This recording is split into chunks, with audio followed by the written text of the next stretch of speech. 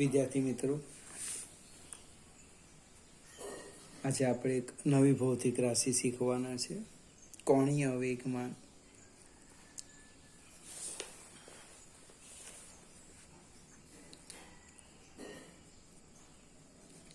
કોણીય વેગમાન સંજ્ઞા છે એની L, capital L, small L.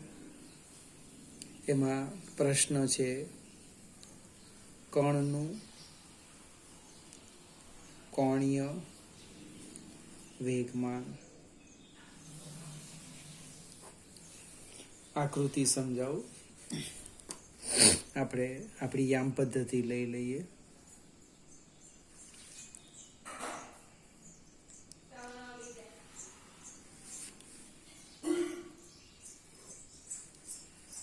અને આપણે એક્સ અક્ષ વિષમ ઘડી દિશામાં જઈએ, વાય અક્ષ, ઝેડ અક્ષ. ધારો કે કોઈક એમ દળનો કણ ગતિ કરતો કરતો આ બિંદુ પાસે આવે છે.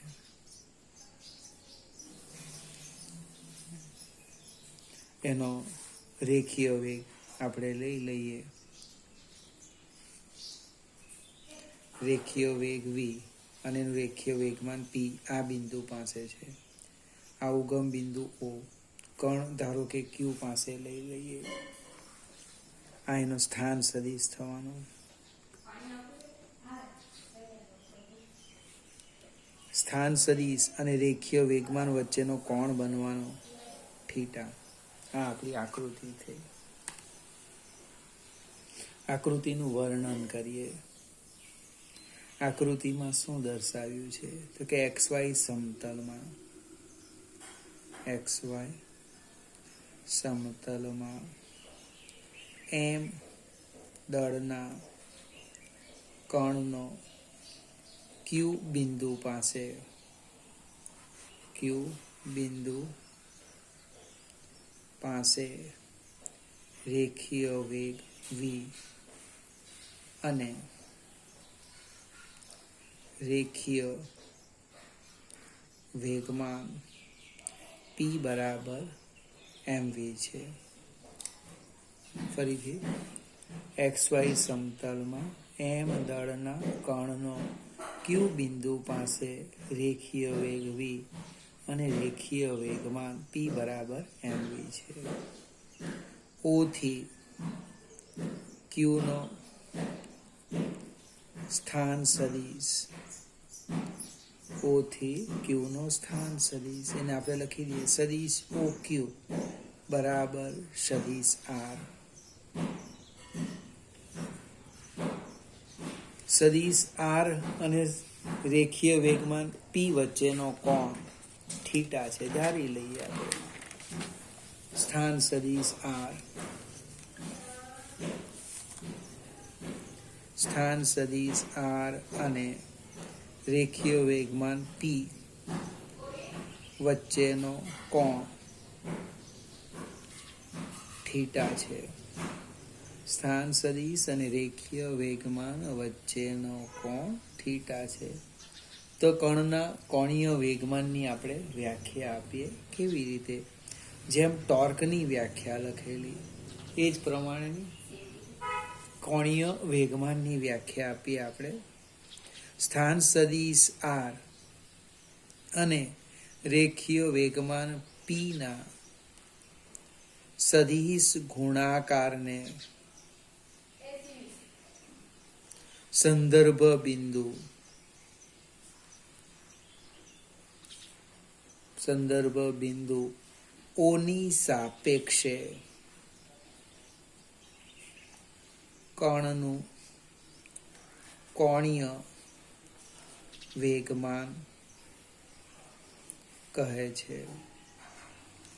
ફરીથી ટોર્ક યાદ કરો. સ્થાન સદિશ આર અને બળ એફ ના સદિશ ગુણાકારને સંદર્ભ બિંદુઓની સાપેક્ષે કણ પર લાગતું ટોર્ક કહે છે. અહીંયા બળની જગ્યાએ રેખીય વેગમાન છે. સ્થાન સદિશ આર અને રેખીય વેગમાન પીના સદિશ ગુણાકારને સંદર્ભ બિંદુઓની સાપેક્ષે કણનું કોણીય વેગમાન કહે છે. હવે એને આપણે ગણિતમાં લખીએ. કોણીય વેગમાન સદિશ એલ બરાબર સદિશ આર ક્રોસ સદિશ પી. એનું મૂલ્ય પણ લખી દઈએ. મૂલ્ય L is equal to R P sine theta. આ સમીકરણ 1 અને આર બરાબર આર પી સાઇન થીટા.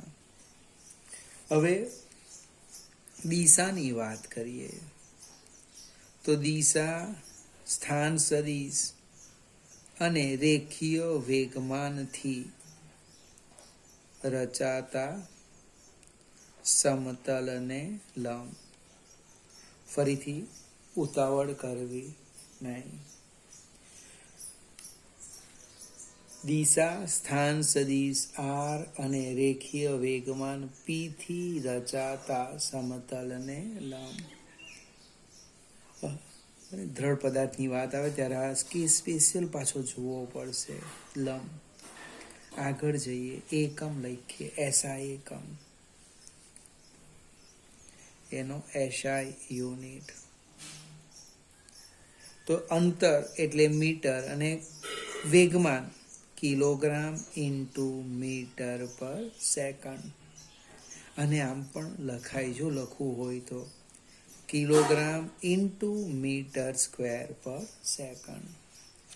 હજુ આને સાદું રૂપ આપવું હોય તો આપી શકાય. જો કિલોગ્રામ ઇન્ટુ મીટર સ્ક્વેર પર સેકન્ડ સ્ક્વેર ઇન્ટુ સેકન્ડ. ઉપર નીચે સેકન્ડ વડે ગુણ્યા સેકન્ડ ગુણ્યા સેકન્ડ એટલે સેકન્ડ સ્ક્વેર.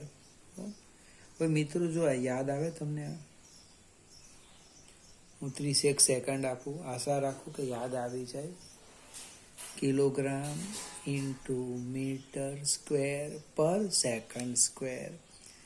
કઈ ભૌતિક રાશિનો એકમ છે, એનું નામ શું છે?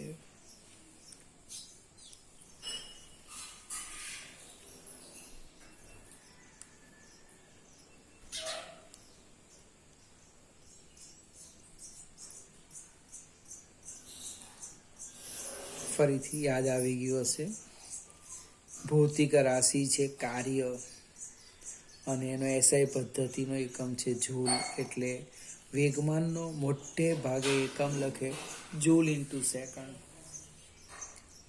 વેગમાનનો એકમ કયો લખે? Joule into second. ફરીથી વ્યવહારમાં આનો ઉપયોગ ઓછો થાય, આનો થાય. પારિમાણિક સૂત્ર પણ લખી દઈએ. બાજુમાં લખીએ. પારિમાણિક સૂત્ર લખી દઈએ. જો એટલે ઝોલનું M1 L2 T-2. ફરીથી M1 L2 T-2 કઈ ભૌતિક રાશિનું પારિમાણિક સૂત્ર છે? તો 1 કાર્યનું, 2 કોણીય વેગમાનનું, 3 દરેક પ્રકારની ઉર્જાનું. ગતિ ઉર્જા, સ્થિતિ ઉર્જા, ઉષ્મા ઉર્જા, ન્યુક્લિયર ઉર્જા, જે બોલો તે ઉર્જાનું. કયું? M1 L2 T-2. સહેજ આપણે આકૃતિમાં આગળ જઈએ. આજે ફિગર સમજાવું. આ રેખીય વેગમાન છે. જેમ બળની કાર્યરેખાની વાત કરેલી તેવી જ અહીંયા પણ થોડી વાત કરવાના છે. આ રીતે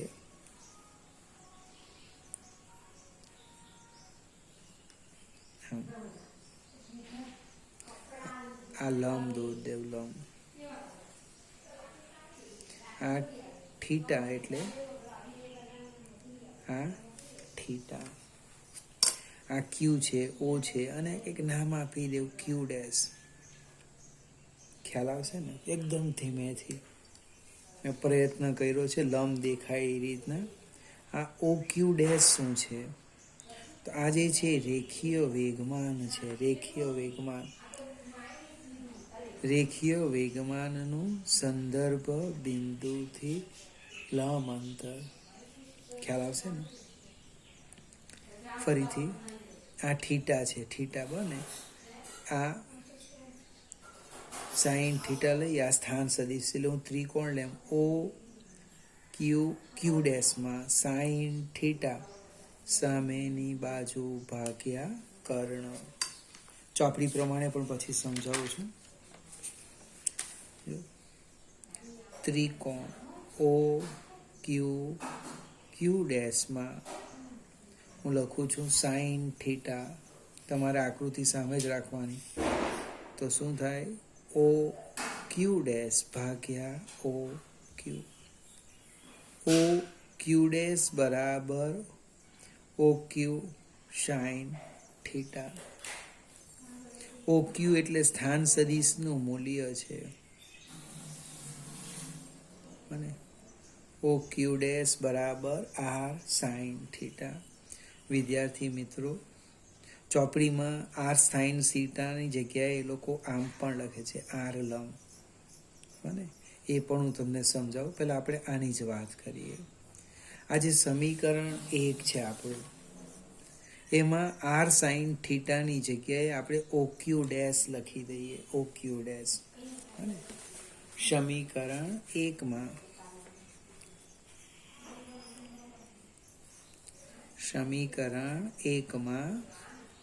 આર સાઈન થીટા બરાબર ઓ ક્યુ ડેશ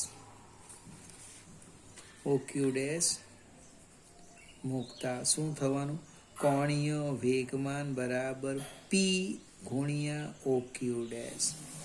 મિત્રો, ઓ ક્યુ ડેશ શું છે એ આપણે ભૂલી ગયા સમજાવવાનું. ફરીથી, ઓ ક્યુ ડેશ એ રેખીય વેગમાનનું સંદર્ભ બિંદુથી લંબ અંતર. અને અહીં લખી દઈએ.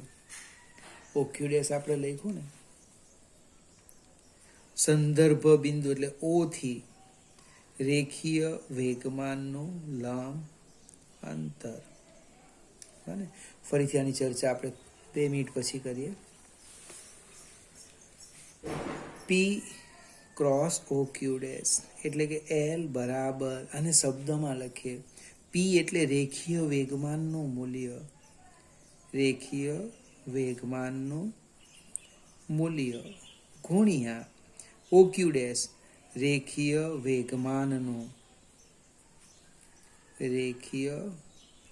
વેગમાનનું સંદર્ભ બિંદુ ઓ થી લંબ અંતર. ફરીથી મિત્રો એકદમ ધીમેથી. રેખીય વેગમાનનું મૂલ્ય ગુણ્યા રેખીય વેગમાનનું સંદર્ભ બિંદુથી લંબ અંતર. અને એને આપણે શું કહેવાના? બને અને આગલા વિડીયોમાં સમજાયું બળનું મૂલ્ય ગુણ્યા બળની લાગ અથવા કાર્ય રેખાનો સંદર્ભ બિંદુથી લંબ અંતર. ત્યાં લખ્યું હતું બળની ચાક માત્રા. અહીંયા લખવાના રેખીય વેગમાનની ચાક માત્રા. મિત્રો, સહેજ આગળ જઈએ. આર લંબ એ તો મેં તમને સમજાયું. આર લંબ કેવી રીતે લખવાના? હવે આપણે એક સ્ટેપ આગળ એટલે જે ચર્ચા કરીએ. આર લંબ એટલે આર સાઈન થીટા. બને આર સાઈન થીટા એટલે શું? તો જો વાક્ય રચના આપણે રેખીય વેગમાનનું ઓ થી સંદર્ભ બિંદુથી લંબ અંતર. બને સંદર્ભ બિંદુ એટલે આપણે ઉગમ બિંદુ લખેલું છે. તો એક બીજી પણ વસ્તુ સમજાવું. હું આ સ્થાન સદિશને લંબ દોરું છું. આ જે છે એ શું છે? સ્થાન સદિશને લંબ છે. લંબ આ લંબ. આ જે ખૂણો થવાનો એ કેટલો થવાનો? 90 - થીટા. પ્લીઝ મિત્રો એકદમ ધીમેથી. 90 - થીટા. બને તો આ જે રેખીય વેગમાન છે એનો આ દિશાનો ઘટક કયો? આ દિશાનો ઘટક, તો એનો ઘટક પડે પી કોસ 90 - થીટા. કોનો ઘટક?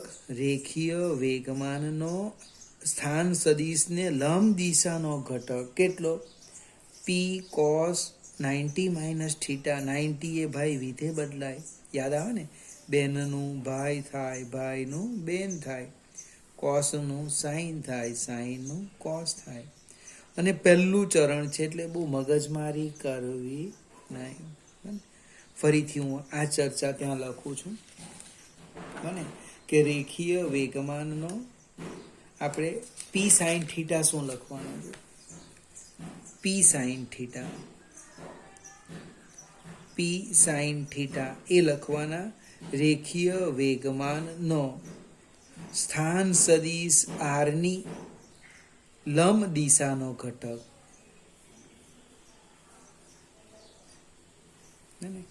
રેખીય વેગમાનનો સ્થાન સદિશને લંબ દિશાનો ઘટક. એને એ લોકોએ પી લંબ લખ્યું છે. એટલે કહેવાનો અર્થ આ સમજવાનું છે. જ્યારે તમે નીટ, JEE કે કોઈ બાહ્ય એક્ઝામ આપો તો એ લોકોએ શોર્ટકટ લખ્યું હોય. કેવી રીતના? જો L = આમ RP sin થીટા તો આમ લખી દે. જો R sin થીટાની જગ્યાએ આમ લખી શકે, L = P R લંબ. અથવા આમ પણ લખે, L = R P લંબ. બંને સરખા છે, બંને સરખા છે. આર લંબ કોની જગ્યાએ લખ્યું? R sin થીટાની જગ્યાએ. પી લંબ કોને લખ્યું? P sin theta. પણ એને વાંચતા આવડવું જોઈએ મિત્રો. આ શું લખેલું છે ખબર પડવી જોઈએ. એટલે તો આપણે પ્રેક્ટિસ કરવાની છે. આકૃતિ જેને આવડે, અને શું કે તમને પણ ન સમજ પડે તો મને વોટ્સઅપ પર લખી દો કે આ ખ્યાલ નથી આવતો, તો એ જ મુદ્દો હું પાછો સમજાવીશ કે R sin થીટા તમે કેવી રીતના લાવ્યા, P sin થીટા કેવી રીતના લાવ્યા, એ સ્થાન સદિશને લંબ કેવી રીતના થયો. એ જે મિત્રને આકૃતિ આવડે, આકૃતિ, તો આ બધા જ પ્રશ્નો સોલ્વ થઈ જાય. અને કોઈ દિવસ આખી આકૃતિ પહેલાં નહીં દોરવાની, જેમ જેમ જરૂરિયાત આવે. જો પહેલાં મેં ક્યુ બિંદુ મૂક્યું હતું, રેખીય વેગમાન વેગ દર્શાવ્યો, પછી સ્થાન સદિશ દર્શાવ્યો, મને વ્યાખ્યા આપ્યા, પછી આ લીટી આ દોરી, લંબ દોર્યો, એ પતી ગયા, પછી આ દોર્યો. પહેલેથી કમ્પ્લીટ આકૃતિ દોરવાની નહીં, જેમ જેમ સમજ પડે તેમ તેમ આકૃતિ દોરવી. એટલે ફરીથી આ વંચાય શું વંચાય? જો રેખીય વેગમાનનું મૂલ્ય ગુણ્યા રેખીય વેગમાનનું ઉગમ બિંદુથી લંબ અંતર. જો સ્થાન સદિશનું મૂલ્ય ગુણ્યા રેખીય વેગમાનનો સ્થાન સદિશને લંબ દિશાનો ઘટક. અને રેખીય વેગમાનનો સ્થાન સદિશને લંબ દિશાનો ઘટક. ફરીથી વિદ્યાર્થી મિત્રો, આપણા માટે એકદમ નવી ભૌતિક રાશિ છે. હવે એક નોંધ લખું. બબ્બે થિયરી એક સાથે આવી ગઈ. એક torque tau R cross F, અને બીજું રેખીય વેગમાન આવી ગયું R ક્રોસ P. બબ્બે સદિશ ગુણાકાર એક સાથે આવ્યા. આપણે અદિશ ગુણાકાર શીખ્યા હતા, પણ એમાં માત્ર એક કાર્ય જ આવેલું હતું, કાર્ય. અહીં તો સદિશ ગુણાકાર 2 નહીં 3 આવી ગયા. એક V = ત્રીજો પણ આવી ગયો, ઓમેગા સદિશ V = ઓમેગા ક્રોસ R. હું પણ ભૂલ કરતો હતો. સદિશ ગુણાકાર માટે ક્રમના નિયમનું પાલન થાય, એટલે ગમે તેમ નહીં લખાય. R ક્રોસ F તો આમ જ લખાય, F ક્રોસ R નહીં. તેમ અહીંયા ઓમેગા ક્રોસ R. આ જ ચેપ્ટરમાં આપણે સદિશ ગુણાકાર શીખ્યા, અને એ 3 સદિશ ગુણાકાર એક સાથે આવી ગયા. એટલે ભૂલ નહીં થાય. થોડા સમયના અંતે યાદ કરવાનું. હવે જ્યારે સ્થાન સદિશ અને બળ આપેલું હોય, અથવા રેખીય વેગમાન આપેલું હોય, અથવા કોણીય વેગમાન આપેલું હોય, અને મૂલ્ય શોધવા કે તો નિશ્ચાયક બને. તો ફરીથી એક વખત આપણે જસ્ટ 2 મિનિટ બગાડીએ છીએ. હું નિશ્ચાયક પર જામ છું. ધારો કે હું કોણીય વેગમાનની વાત કરું તો આમ લખી દેવાનું. પહેલી હાર ફિક્સ આઈ જે કે. બને. કોઈ તમને પૂછે ભાઈ આની ઓળખ આપ, આઈ કોણ ને જે કોણ? આઈ ફોર ઈલાબેન, જે ફોર જીવનભાઈ, કે ફોર કનુભાઈ, એવું નહીં. યાદ રાખવાનું, આઈ એટલે એક્સ અક્ષની દિશાનો એકમ સદિશ, જે વાય અક્ષની દિશાનો એકમ સદિશ, કે ઝેડ અક્ષની દિશાનો એકમ સદિશ. આ હાર કહેવાય, હાર. બને. મારા બાયોલોજીવાળા મિત્ર જેટલો સમજ પડે એટલો પ્રયત્ન કરજો. નહીં સમજ પડે તો હું મારી રીતે સમજાવીશ પાછો. આને શું કહેવાય? હાર. હવે બીજી હાર કઈ લખવાના? તો એલમાં આર ક્રોસ પી આવે એટલે આર લખવાનું. બને. એટલે આ સ્થાન સદિશ એક્સ વાય ઝેડ. ત્રીજી હાર કઈ લખવાના? તો કે વેગમાન છે એટલે એક્સ અક્ષની દિશાનું P x, P Y, P Z. હવે આ લખવાથી પૂરું થતું નથી મિત્રો, એને સાદુરૂપ આપવાનું છે. સાદુરૂપ કેવી રીતે આપવાનું તો હું સમજાવું છું, બરાબર જોજો. પહેલા તમારે આઈ લેવાનો એટલે આઈ માંથી પસાર થતી હાર કઈ? એને કેન્સલ કરી દો. આઈ માંથી પસાર થતો સ્તંભ કયો? એને કેન્સલ કરી દો. જો મિત્રો આટલી વસ્તુ નીકળી ગઈ, આટલી. ખ્યાલ આવે ને? બાકી શું રહી ગયું? આ 4 ઘટક રહી ગયા. જો એના ક્રોસ ગુણાકારની બાદબાકી કરવાની. Y P Z minus Z P Y. Cross ગુણાકાર પણ ફિક્સ, આમ જવાનું ઓછા આમ જવાનું. એટલે હું લખું છું જો બરાબર, વાય પી ઝેડ ઓછા ઝેડ પી વાય એકમ સદિશ આઈ. પહેલા લખો પછી લખો, કઈ ફેર પડવાનો નથી. બીજામાં યાદ રાખવાનું માઇનસ જે. બને.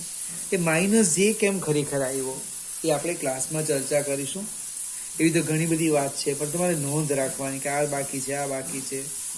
એ તો હું પણ ભૂલી જાઉં, તમે પણ ભૂલી જાય. હવે જેમાંથી પસાર થતી હાર કઈ? તો કે આ. જેમાંથી પસાર થતો સ્તંભ કયો? તો કે આ. જો આ બધું કાઢી નાખો. બાકી કોણ રહી ગયું? X Z P X P Z. એનો ક્રોસ ગુણાકાર આ ઓછા આ. એટલે લખો અહીંયા X P Z minus Z P x plus. હવે રહી ગયો કે, એટલે કે માટે આ સ્તંભ નીકળી ગયો. જો મિત્ર હાર પણ નીકળી ગઈ. ક્રોસ ગુણાકાર X P Y minus Y P X, X P Y minus Y P X એકમ સદિશ કે. તમને ઇન્ટરેસ્ટ હોય તો સ્થાન સદિશ કોઈક લઈ લેજો, સમજાવું. તો કે સ્થાન સદિશ હું આપી દઉં, 2 3 4. રેખીય વેગમાન લઈ લેજો પી 4 5 6. અને કોણીય વેગમાન કેટલું આવે એ તમારે મને કહેવાનું. યાદ રહેશે ને મિત્રો? ફરીથી આ એક નોંધ છે, બરાબર સમજીને તૈયાર કરવાનું.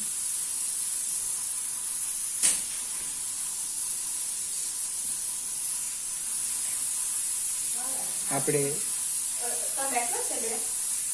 હવે કોણીય વેગમાન અને ટોર્ક વચ્ચેનો સંબંધ જોઈએ. કોણીય વેગમાન એક નવો મુદ્દો છે.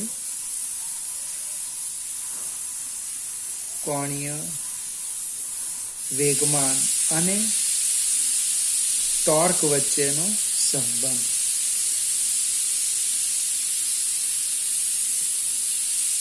ફરીથી 2 માર્ક્સમાં પૂછી શકાય એવું છે ને, સંપૂર્ણ ગણિત છે. હવે કોણીય વેગમાન લખું છું. કણનું કોણીય વેગમાન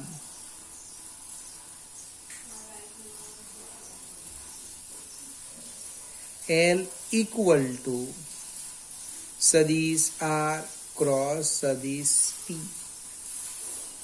ઉપરના સમીકરણનું